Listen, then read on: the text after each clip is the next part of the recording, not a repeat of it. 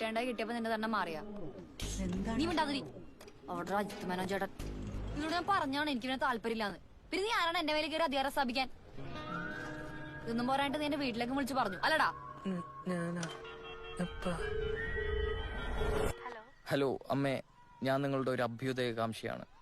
നിങ്ങളുടെ മകൾ സൂപ്പർ ശരണ്യ എറണാകുളത്തുള്ള ഒരു പയ്യനുമായിട്ട് ചെറിയ ചുറ്റുകളിയിൽ ഏർപ്പെടുന്നതായിട്ട് കണ്ടെത്തിയിട്ടുണ്ട്. അയ്യോ അല്ല, ഞാനിവിടെ ട്രഷറിയിൽ വർക്ക് ചെയ്യുന്ന ഒരു ഉദ്യോഗസ്ഥനാണ്. എനിക്ക് പെൻഷൻ കൊടുക്കാൻ സമയമായിട്ടുണ്ട്. അപ്പൊ ഓക്കെ ബൈ. ഇനി നീ അമ്മമാരുടെ പോയി പകരം ചോദിക്കാൻ നിന്നാ അവരെന്നെ പങ്കായത്തിനടിച്ച് കായലിടുന്ന് നോക്കിയോ? ഇങ്ങനെ കൈ കിട്ടാൻ വേണ്ടി കാത്തിരിക്കാൻ ഞാൻ ഇവനടുത്ത് പറയാൻ.